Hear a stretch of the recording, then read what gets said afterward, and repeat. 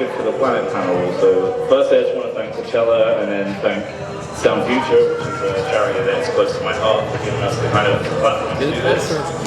So, there you go. So yeah, we're gathered here today with some of the leading experts in the world, and we're going to have an informal but pretty informative chat about AI. So we'll look at AI in the music business, both as an artist, as a label, and as a management company.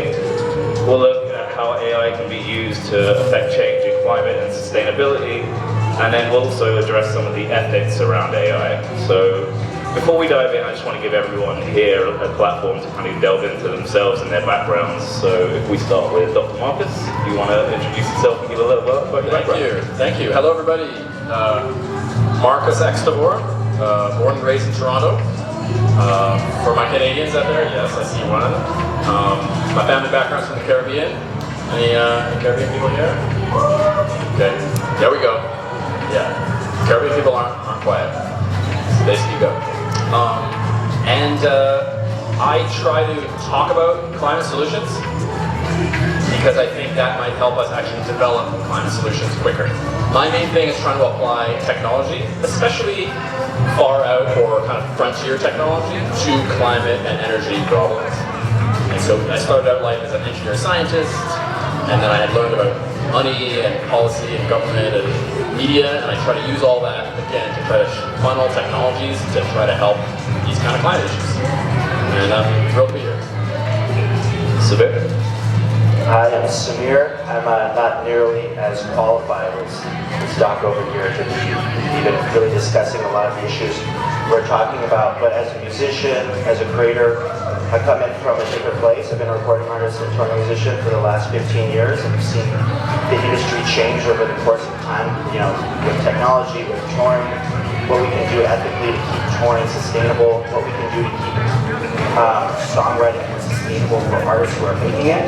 Yeah, I'm excited to hear this learn from everyone. Hey everybody, I'm Kelci Zile, and I love my new title of Festival Futurist. I'm really a climate tech investor and a data nerd that has joined the Sound Future team, and Sound Future is a nonprofit that is here to make it easy for fans and venues and artists to do good while gathering.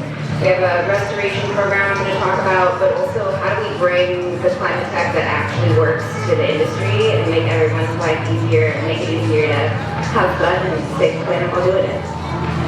And I'm Ruff, so I am lucky enough to manage Young Joanna now, and I've also been lucky enough really to be in the music industry for 15 years.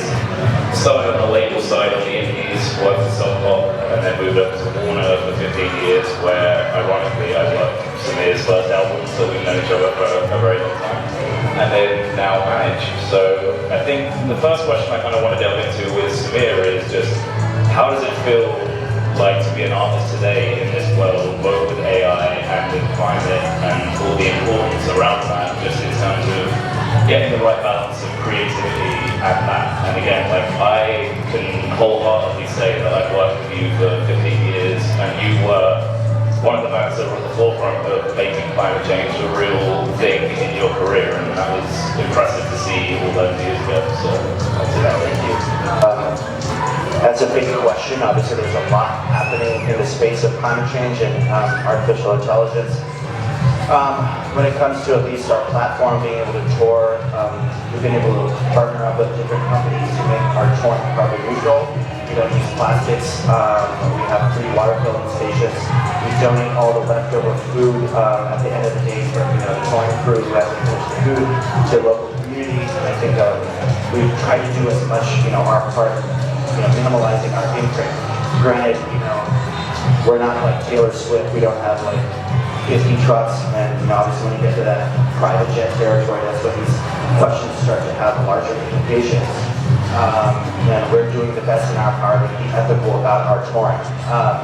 When it comes to artificial intelligence, I've been trying to liken the concept of where and how we listen to our music and consume it in the same metaphor of how people are ethically conscious with the coffee beans they find, or the organic produce that they purchase, or even the fashion that they decide to use. I think we can be more sustainable about how we think of our artistry. We can start to value artists again. And I think AI is an unprecedented tool that I feel like obviously you have to take with a little bit of caution. Granted, I think music means so much to so many different people. Creating means so much. I think it's just another calculator. It's just another way to microwave your food, really. If you're thinking about music as, I hate to liken it as a product, but if you think food is that, you're sticking it in a microwave, but can we find space for the artisan who learned how to make the pizza properly, to make the dough from scratch. And I think in terms of artistry, at least in the part of creation, I want to be able to retain the right for it to be a human conversation, to have artists. I believe that people really resonate with the human story of art. That's what makes it art. And no shade on content. That's a different thing entirely that is required in the industry that we're in. That's really, really tough for young artists or content creators to make it. So yeah, that's the beginning of a longer answer. And have you seen like a change in your fan base over the years, wanting more out of you in terms of sustainability? Has that been like a visual and very apparent thing, or is it kind of just slowly crept up over the years? I don't think as much been as an external demand. I think almost in some ways people see festivals or the time they're going out to a show as their one night that week to like kind of go crazy, and sometimes those things that normally they're more conscious of or ethically aware of kind of fall by the wayside on the weekends. And so I think our fans, I really believe, are conscious people and have helped make this thing possible. But I think it's just going to take more concerted effort from artists from all over the board and people at festivals to request things to make their process, make the camping experience, make all of it more sustainable. And so it's a difficult question. And then for the group, obviously everyone here is at a music festival, everyone is music fans. Are there any examples of how AI supports music festivals and live events in general today? Yeah, I mean, I hear a lot of what you're saying, and I think that AI can be used and is starting to be used to make the solutions easier and make it where you don't necessarily have to go out of your way. How can we use advanced AI-powered robotic recycling to make sure that when you're putting your cup in the receptacle that it actually ends up going to the right recycling center, or enhance the compostability. A lot of it gets put on the fans and the artists, and we have this beautiful piece of tech that we can use to make smarter decisions. I think we're all really familiar with Uber, and that is really a logistical challenge, looking at a ton of data, figuring out how to get you from point A to point B more efficiently, and that can be used for trucking in all of the things that we have here today, driving efficiencies. So waste is one of them. And then I'll also get into some of the AI that we're using to pull in restoration, but we'll go on that. Marcus, did you have anything you wanted to add? Yeah, let me say a couple of things. I think when I try to think about what AI is going to be in the future, it's hard to imagine, but something I know really well is like electronics. So like your phone, right? Electronics are everywhere now. And sometimes they're used in very sophisticated, fancy applications like a data center. Other times they're used in really boring, mundane ways you don't even notice, like the grocery store scanner. That was a sophisticated computer 80 years ago. Now it's just something you don't notice. I think we'll see that with AI. Things like song recommendations on Spotify. I use Spotify a lot. That's been an AI thing for a while. Or Google Maps, I'm using it for a while. Just serving up, use this group. All the way through to maybe things like helping to plan a festival and making it sustainable. So I think it's easy to wonder about the huge things, but I think we're probably going to see a lot of very mundane, boring stuff too. Kind of like the grocery store scanner analogy, or like getting your wristband in the ticket thing, something like that. I think there's going to be a ton of that stuff as well. That will probably fly under the radar, but it's the same exact thing. I think on the business side of using AI, there's obviously been extremely helpful as a manager of bands and someone who was at labels for years. I think something that was really interesting for me as I was coming up and tech was becoming better and better was we were able to look at these kind of algorithms and look at these trends able to look around the world and see where, government time is streaming well, and shall we go there, and why should we go there, and how do we get there? And I think there's a definite delicate balance. I think the music industry did go too far one way, where pre-pandemic it was very homogenized and almost everything's algorithmic, and I think the pandemic weirdly helped in people went back to kind of what they used to like catalog went up in terms of sales, it went up in terms of listening, and then A&Rs prior to the pandemic were just looking at trends, and then when the pandemic ended, A&Rs wanted to actually go out and feel and listen to music again. And that's obviously from a business side, but how from a creative side has AI really affected the business, especially in the last 18 months or so? I mean, as a group, we're 5 creators within Young Giant. We like to stay pretty insular. At the same time, I'm very aware that I'm not afraid, I don't want to be afraid of new technology. I don't want to be the dad that's like, fuck this. But at the same time, I think there's a level of awareness and application that, frankly scares me with artificial intelligence. When it comes specifically to the act of creating, I think that's also into the same concept that I was just talking about, of like, what do we hold dear? What do we value as a society? What is art? What is music? What is the thing that we believe in? Is that a human narrative? Is that a story that is told by humanity?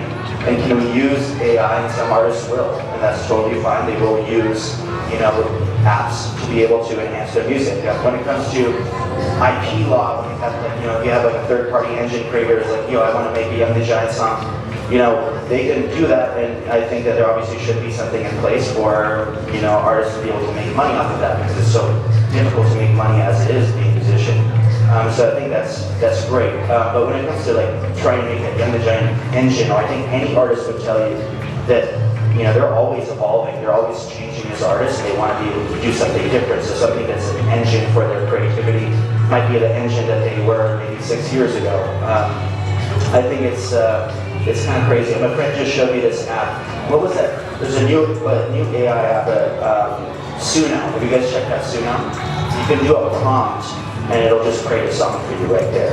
Obviously that's there, right? And that's going to happen, and that's going to be there. But it's like microwaving your food. You're going to have that option. You're going to have that, pop confectionery candy thing, but what's good for your soul. So I guess that's the question. And do we want to delve into the ethics of that as well, in terms of, is there any policy in place at the moment to kind of combat that, or is that something we're starting to talk about as we go on? I mean, I'm not an industry expert, but I definitely know it's something people are trying to talk about. I live in LA, and I sort of watched the writer's strike and some of the other labor actions that took place. And I think two big issues were in there. One of them was, streaming rights and revenue from streaming. That was a huge deal. Probably people here know more about that than me. And another one was, we don't want these fucking robots taking our jobs, right? Like, what do you mean you can type a prompt and it makes a song? Or OpenAI's new product is called Sora. You type a text prompt and it makes a video. And 18 months ago, the videos were like, that's never gonna be real. Now it's like, wait a minute, this is like a shitty movie now. Like, it's on the level of bad. And what's it gonna be like in a year? And so I think people are having to think about it from the business and legal sense.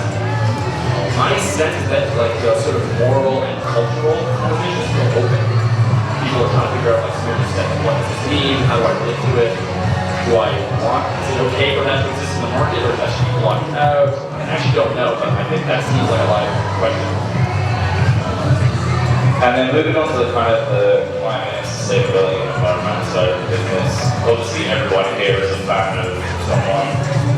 Live events and artists that we like to kind of help move the needle of sustainability. So do you want to go into like sound future and what you've been doing over the last few years and how that's helped on the touring side and everything?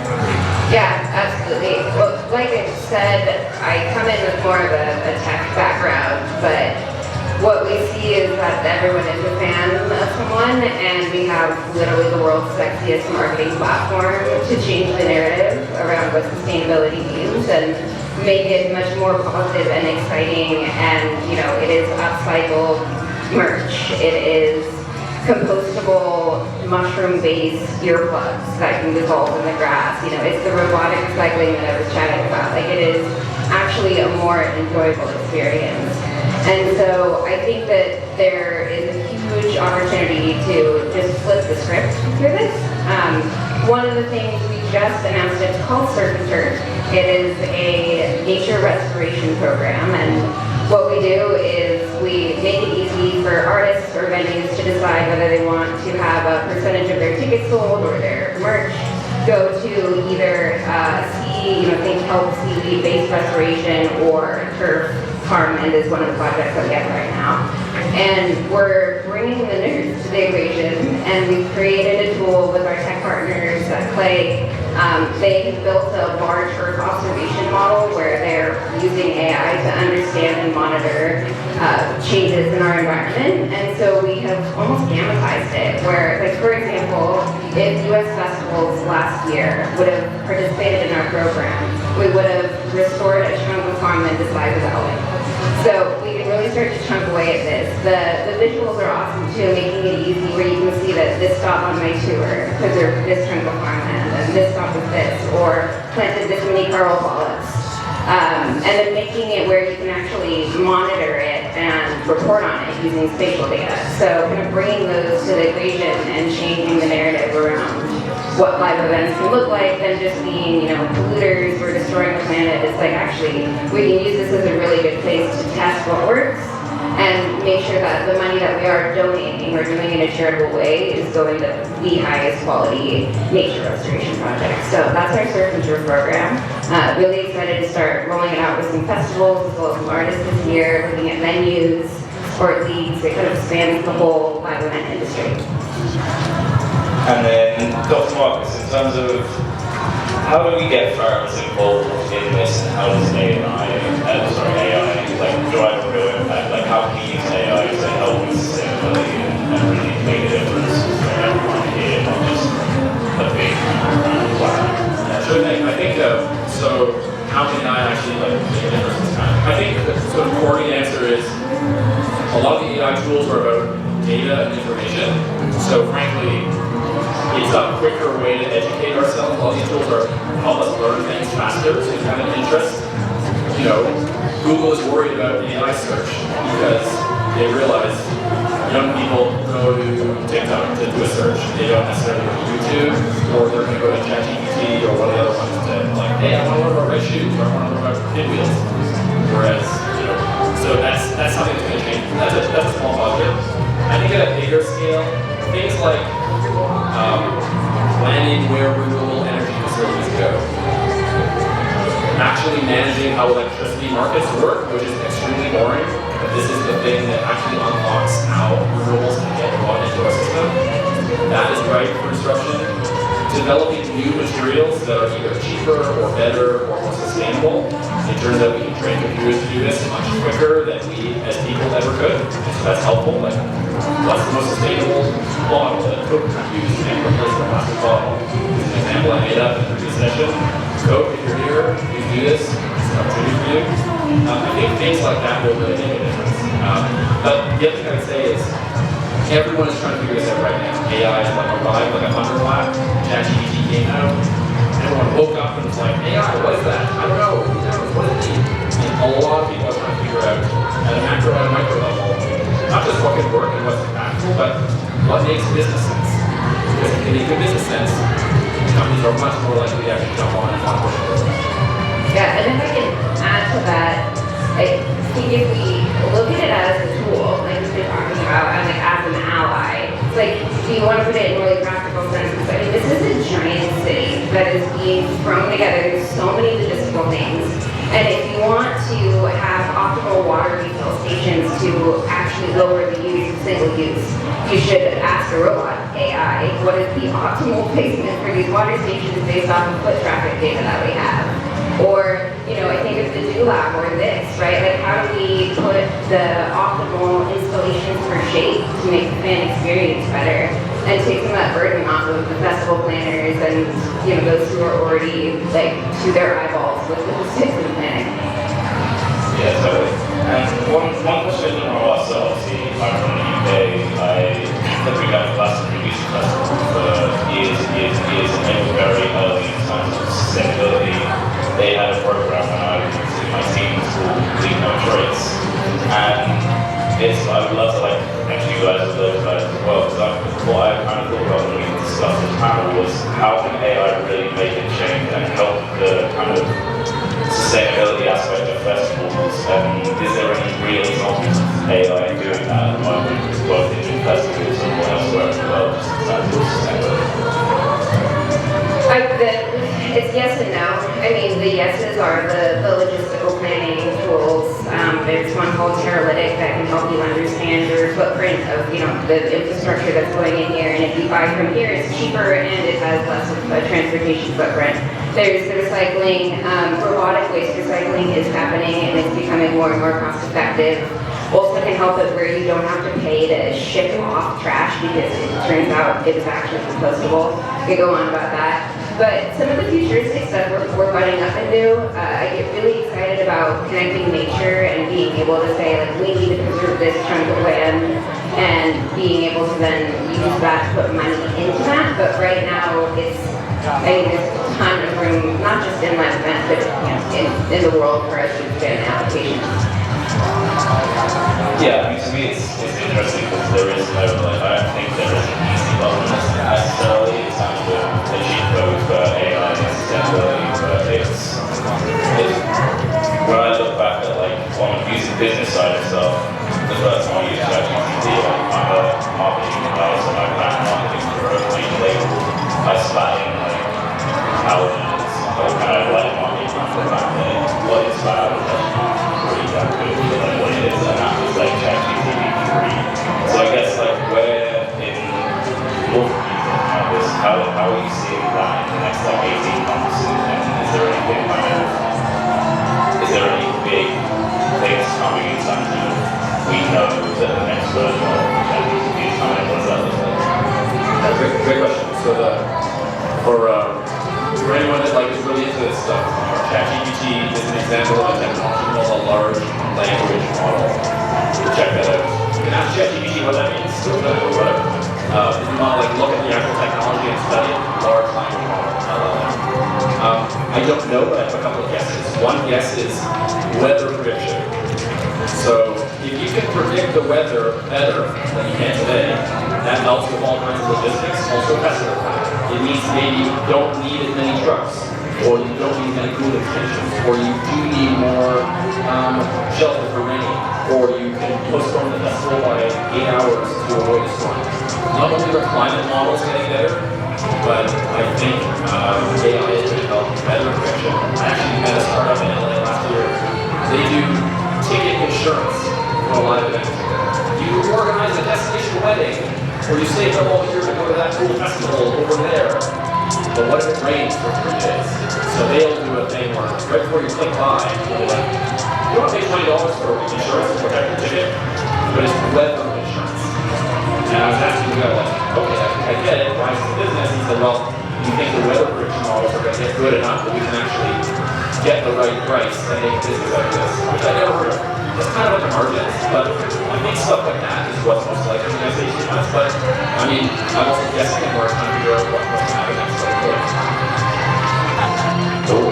I think that moves us on to the ethics of everything in terms of we can look at it from multiple ways. We can look at it from an artist perspective, what are the ethics and what does that look like in the next couple of years?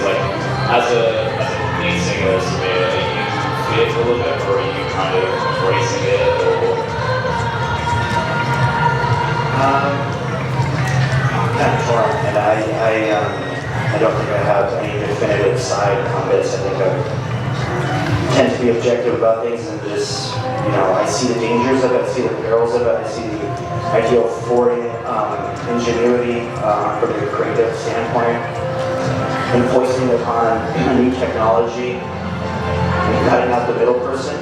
And that doesn't become an issue until you become the middle person, right? And so that's obviously a lot of jobs. You know, and the state of music as it is just so squeezed for artists. The middle class of artists is just pretty much non-existent now. So you either have artists who are making, you know, millions of dollars right now, or, you know, flying a PJ, or artists who are on tour support, like they cannot, they're just barely making ends meet making this thing happen. And for those artists, there's some exciting tools, even like, you know, it's kind of dangerous though. You think about like Sora, you think about just the level of production value that you see at a festival like this, and you know how much building and creating content does cost for an artist. There are things there, but that ethically that's also scary, because then you're cutting out a whole part of the industry, the whole person, an actual human being who's creating this art. So you know, I think just it's kind of endless, and the fears of it. I think I don't know. I really don't know. I think that's going to be most people's answer, probably, especially music. And then from an environmental standpoint, like, what are the ethical considerations and challenges for it? Like, what are you dealing with on a daily basis for Kelci and Elton? Yeah, I mean, I'm sure you guys have heard like hallucinations being thrown out, like especially early in ChatGPT, or particularly like the video AI, where, you know, someone's hand goes through the wall, or like spits out nonsense. And so that concerns me, because if we're using AI or, you know, Earth observation models, so large language models, only images, to decide what chunk of rainforest we're going to restore, what mangrove trees to protect, we need to make sure that we have pretty high accuracy there, and it's not, you know, going on a hallucination. So I am a big fan of human in the loop, meaning, you know, whatever the computer spits out, you're bringing in a human who has different contextual experiences to validate it and fact check it, and then hopefully it just turns into a tool that allows you to move more quickly. So that is what concerns me, is making sure that we're continuing to have those human in the loop checkpoints, especially if we're going to be spending time, energy, and money, resources on the output of what the computer is telling us. We also, do you have a fun fact or something to spit out? I think we have 2 VIP tickets. Okay. And Q&A, but okay. Okay. You caught me off guard, but I will think about some more fun facts. I want to get good. Yeah, you can stuff like that. I just wanted to add real quick that I think about the ethics of it. I personally, I'm also afraid, but also intrigued. And I like, this is real deep nerdy, but like, when I can't sleep at night, it's usually because I'm stressed about work. And sometimes when I'm really desperate, I can kill that stress with work. I'll just like be like, you know what, we should do that thing. It's midnight, we just get it out of my mind.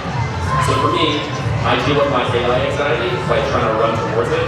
So I feel like, let me learn more about it, then it won't be scary, and maybe I can help get our arms around it. So the point I want to get across about ethics, no matter what the large AI companies tell us, this is in its infancy.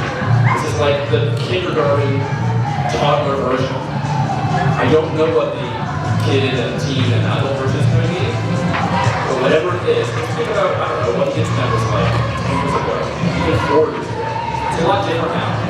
So that could be terrifying or exciting, but just know that it's not too late. And it's not going to be too late for a long time to kind of shape this and push it in a direction that I think is maybe more moral and more responsible and more positive. So that, for me, is the reason to stay motivated and optimistic. One thing I did want to kind of discuss as a group is the importance of collaboration and data quality as it comes to the ethics of the AI industry in general. So as Activist Arts Management, as our management company, part of that, part of what we do is look at every tool that we go on and try and make it 150% carbon neutral. We know it's not like the perfect way to be able to do it, but we want to feel like we're doing our bit. And part of that is we look at every single zip code, postcode, of where every single fan is traveling from, and also where all of the fans are traveling from, all the crew are traveling from, and then we offset all the costs 150%. So without like data sharing from Live Nation, data sharing from everyone else that we work with, we wouldn't be able to do that. So I think like I just want to have an open discussion about what that looks like for the rest of you guys. I love it. I think it's one of the best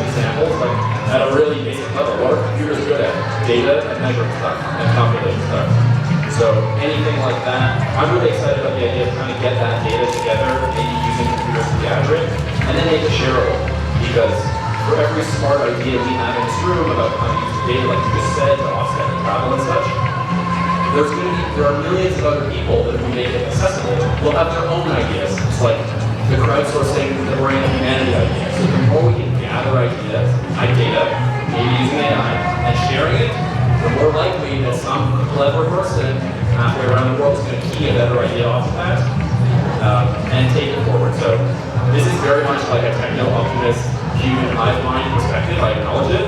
But if you buy that, I think it's very interesting. It's like democratizing access to data so that all the geniuses in the world can bring their creativity and help us get better faster. And then, well, I mean, I just think that that's what's cool about this panel and what attracted me to join this kind of future is we bring people who have deep expertise in all different types of the areas together, and you can actually find the right solution. And one of the things that I was just trying to chat about was an upcycled plastic material, right? All this waste plastic that normally can't be recycled. There's a new startup that is compressing it, turning it into this really cool plastic. They wanted to have it turned into a guitar. And we have, a lovely touring manager on our board who was like, I don't think that's the best use of this as a test ground. But, it uses a lot of plastic that needs to be in all sorts of shapes, set designs. And so then we're going and we're chatting with the set designers, and if that works, that can be used as building materials at scale. So I know it's not necessarily like data cleanliness, but that's just an example of like bringing in that data point from that brain with this brain, and then we were able to come up with a way more effective solution. So. And then last question for you, really, Kelci, in terms of what is like exciting the most about Sound Future, and what are you looking forward to in the next 6 to 12 months? Like what does it look like for you, and what are you kind of Saving the planet. No, really the nature part. I think there's so many co-benefits of nature restoration. It's like if you have healthier farmland, it grows more vegetables. And then the farmers who are working it are not sick because they're not exposed to pesticides. And there's a better shelf life of that so that the vegetable can not perish by the time. Like there's so many follow-ons. Also, like if you're preserving seaweed and you have higher coral density, it breaks down the intensity of hurricanes. Like there's a ton, and that's not, I think, something that comes to mind when you go to a music festival necessarily. And then also just working with artists to get people excited and like actually have it be a meaningful part of the conversation. So more of this. Cool. And then same question for you, Dr. Marcus. Is there anything you're kind of looking forward to over the next 6 to 12 months that you're working on, anything you're seeing? Well, look, I'm going to give another not-so-shameless plug about what Sound Future is doing. Not just what Kelci mentioned, but I'm kind of here, I think more like the science and tech and nerd end of things, okay? Love that. But I also know that's limited. And we're here at one of the most, I think, important cultural festivals in America. And I think blending those two things is extremely powerful. Let's face it, no one's ever going to care how much a scientist has to say, as much as they might feel us here, right? An artist will connect with you on an emotional level. But I think by, hanging around to the end or finding ways to collab, we can actually grow this and have it not just be 100 AI, engineers that have to work at this and that company that define this, but the rest of us can actually feel some ownership or participation, whether it's to slow it down or fight against it or encourage it or whatever your perspective. So I just want to say I respect and appreciate the blending of the kind of the technical and the creative. I feel like it's powerful and also really feels fun.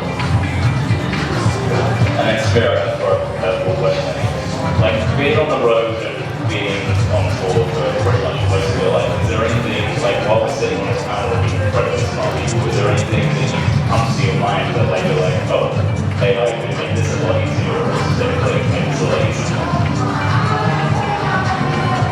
I think merchandise, obviously, access to inventory, even just like certifications for what makes a record a gold record or a platinum record, even, pre-internet, there are days when people are doing tallies of how many CDs are being sold, and it depends on how many, Jack and Coast the merch guy had. Like, you know, just being able to make that a little bit more robust for artists, obviously, and really taking out the human element of it, you know, and sourcing it to AI. I mean, there are times I think, like I said, even we thought about the concept of bringing production, you know, video production from something like this is still very nascent. And at the same time, even within a band, we were very, that's a great thing about being a group. You know, the five of us were kind of all from at different places with our relationship with that. So I don't think we're anywhere near close to just starting to see things out to AI in order to build our content. It would be a hell of a lot cheaper. But I think we believe that, you know, the human aspect of it. And I'll have to think about that one, Chris. I mean, it's a good question. Cool. And I think I started I just want to thank all of you for your time. We're going to open up to the floor, I think, for questions. And the best question, I believe there is 2 movie IP upgrades that we can give away. So, Well, I kind of like that. Like, ask a few questions and then we can vote. okay, sure. All right, cool. Do you want us to? Sure. Well, yeah, so if you have a burning question, hands up.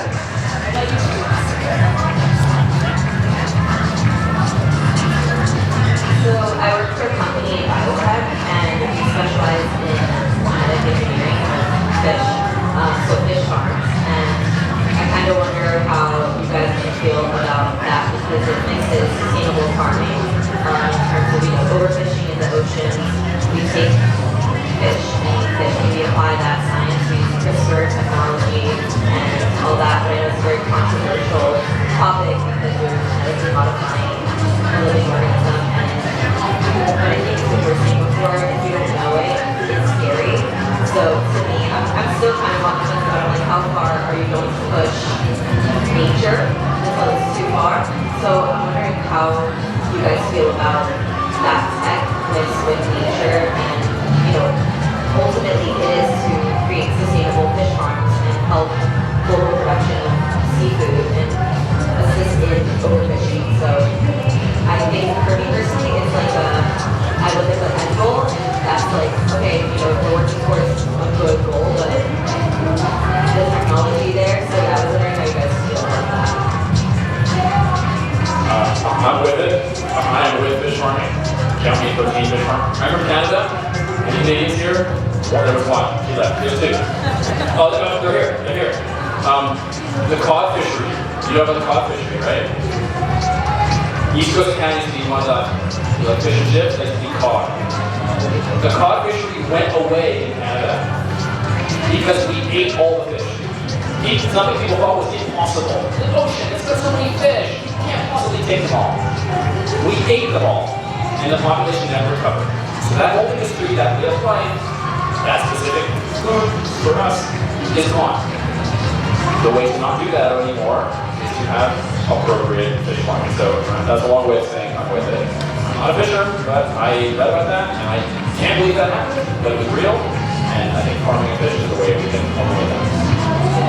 Yeah, I would just add, I mean, in any of those, I try to not put too many biases or overthink it and try to just do like what is net better for the collective species.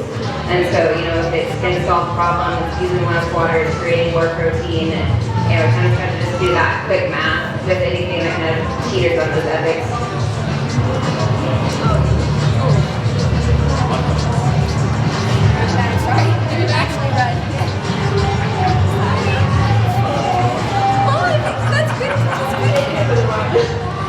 Thanks guys, and go Canada, right? We're representing the Montreal Waterfall, which is one of the, you know, most important environmental. We cannot hear you. Yeah, I think you have to hold it right to your mouth. Hello, hello. Is this Montreal? Yeah, good. Yeah, it's weird. Just put it right next to your mouth. Okay, alright, this. Okay, perfect. Yeah, so we're from Montreal. Montreal is the site of the Montreal Protocol, one of the best environmental international collaborations ever. So one of the questions I have with AI a lot is privacy, right? Are we as fans surrendering our right to privacy in order to save the nation?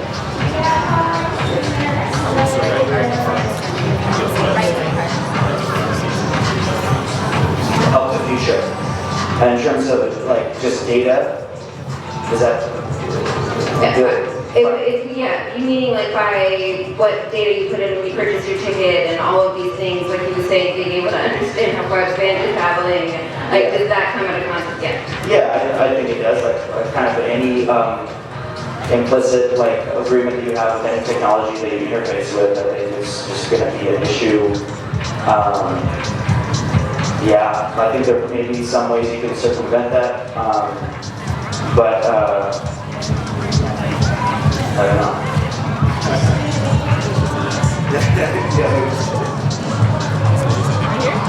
Yes, these three ladies are waiting. Hello? You guys can hear me. So, what are you guys' thoughts on climate change models? And how are you using them to enhance like these festivals in general? I just didn't hear the last part. How did it use to enhance, what was it? Festivals like this. Festivals, okay. Climate models. Climate models are gigantic computer simulations of how the Earth climate moves. Like all the clouds and the rain and the land and the crops. And that's how we know with certainty that we're changing the climate. I think the ways I see it affecting festivals, weather prediction, because as the models get more accurate, like I live in LA, there's basically no weather, but they say it's going to rain next weekend, like in 10 days. And it actually happens. I grew up in Toronto, where if you say it's going to rain more than 2 days in advance, nobody listens because it's disappointing. But soon, our predictions will get better and better. So I think it might help that whole time. That's the most obvious thing, I think, for the near term. Yeah, and it's unlocking some really practical things that also have like human benefits. So, you know, being like, one of the things again that I'm learning being in this industry is like, it's really expensive to reschedule an event and it's likely not going to happen. But how can we do more shading structures? How can we have, you know, make that emergency expenditure to have more refillable water stations? Like, that is happening and it's happening more and more, and then it's a better fan experience. I think the Sublime t-shirt got hang up for a long time. So my question is, I work in mental health, I'm a therapist, and one of the things that I noticed come out of AI technology is AI therapy. And I think that has been fascinating how very dangerous when you're taking out that human element of somebody that can evaluate therapy. So my question is, how can industries that maybe aren't as unionized as like an actor's guild or like writers writing stuff advocate to keep that human element within the industry? Oh yeah. I mean, with music particularly, we don't really quite have that union type situation. I think that, you know, I wish we did actually. Maybe all the conversations right now be a lot more structured, but I can see that too. Whomever else has more experience. Well, I think talking about it, right? It's like, I think people do assume that there's say in certain industries. And then again, I think it's like, okay, with the therapy tool example, are there things like reminders or tracking or things that are annoying for a human to do that the AI can make easier? But then really leaning in where there's this special human moment of, you know, needing to have someone that you're working with in person. So it's kind of squishy, but like talking about it and sharing information and putting your foot down when you feel like you know that that is going in the wrong direction. I've never tried an AI therapy, but I've definitely done the, you know, my thing's not working, I'm going to do the chat helpline instead of trying to find the phone number on the website. And I'm pretty sure it's a robot that I'm talking to. And so I'm probably more open to the idea that the robots could replace some of the human element, maybe than the average person. Because I noticed when I'm trying to mess with the help bot, just saying, the bot might say things like, I'm so sorry you're having that problem. Thank you for telling me what your issue is. You know, when I'm trying to like get my service connected or something. And even though I know a computer might have written that, I'm sort of like, okay, well thank you for listening to me. And like somehow I emotionally interact with it. So I don't like the idea of replacement, but I think maybe these things could be slightly more human than we've been. And have a movie recommendation? I think I was trying to look it up. It's called Ex Machina. It's like 10 years old, and you know it. Really interesting movie that kind of explores, I think, that topic. Ex Machina.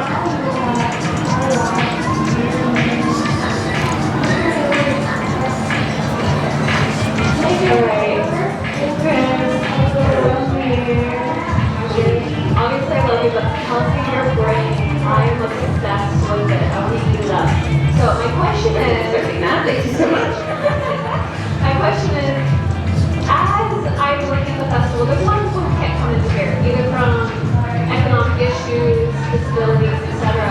How can we use AI going forward to help underprivileged youth?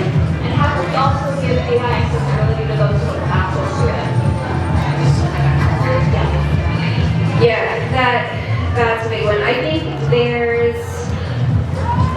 it actually, the barrier and making it something that's normalized in the government budget that can be subsidized, because there is a lot of really cool learning tools that are actually cheaper than, I think is a good example of displacing a human. Like, it is actually cheaper for, get a selfie, now go for it. It is actually cheaper to learn a foreign language or basic math through an app or an AI-powered system than having that extra teacher. And, obviously we do want to preserve the human in the loop, so I think that's a big part of it. And then, I think that there's just needs to be more programs where people are really conscious, or that makes it easy for people to know where their giving goes. Not just the $1 and it goes somewhere you never see it. And so, I'm passionate about saving nature, but I think I'd like to see more programs where that dollar goes towards tickets for those people who are not in a situation where they normally can attend.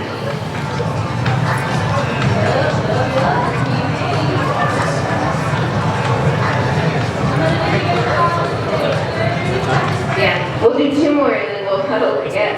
These ladies in the front, I've been waiting a while. A lot of people waiting. I think AI is a very rapidly advancing technology, and it's really reassuring and bringing some peace so that people who are active in it are also very wary about it. And some of us, I think that is really powerful in making sure that people in the future aren't exploited or taken advantage of, and that it protects us and our humanity. I'd like to question a little bit about how sci-fi helps communicate the ethics of AI, etc. Question with something that we're doing in the way that tools to communicate with other experts. The other one was, do you think that there should be more regulation, whether state or federal, about the development of AI? And are there any guidelines you would want to see, or should it be it's too early to say?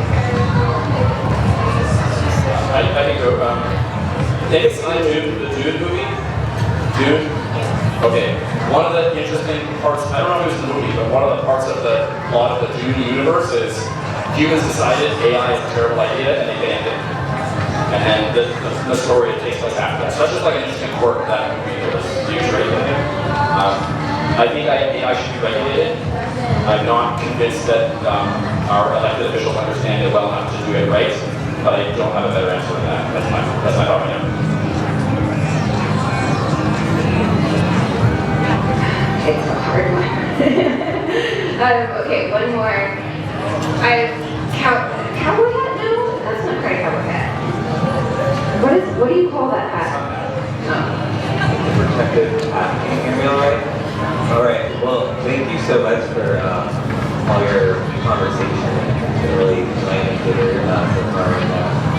I guess my question, I consider myself a storyteller. I work on documentaries, and I know you guys probably consider yourself a storyteller to some degree. And I'm wondering, how do you incorporate storytelling in the way that you're trying to enact change in the world? And also, on the flip side of that with AI, how are you conscious of using AI for storytelling and, keeping an eyeful sort of look at it without, letting AI not make the storytelling, inauthentic? I can start from from a management, from a label point of view. AI has been discussed more and more when it comes to storytelling and music videos, and those aspects of the world.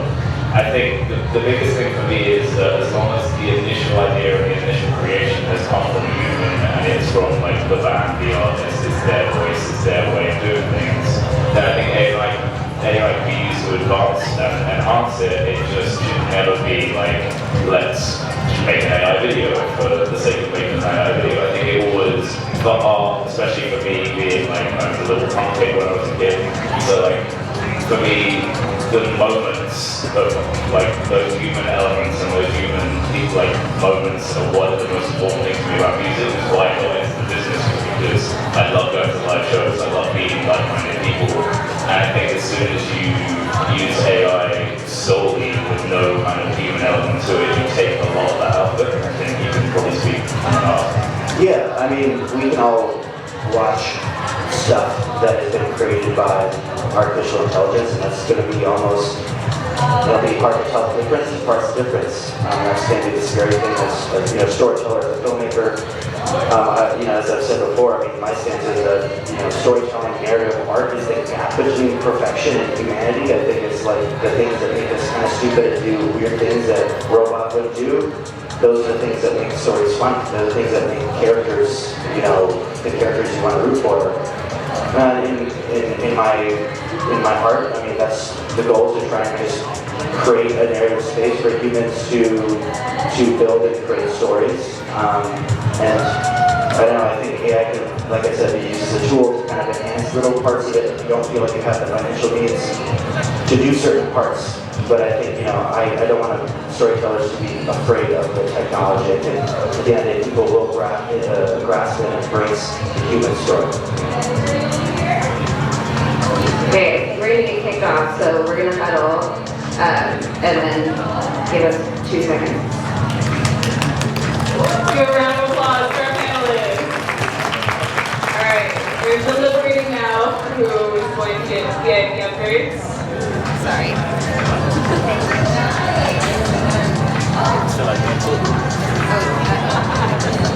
While they're deliberating, I would like to mention that we have another talk coming up. What day is it, Steve? Yeah. Yeah, we have They have selections. Yeah. All right. We thought that they were both very different and thoughtful. So, thank you. great question. Thank you. Wait, what's the second one? No. I mean, thank you, everybody. This was awesome. I appreciate everybody coming together, and I think what Marcius is about to say is the best thing you can do is talk about it. You got it. Gotta talk about it.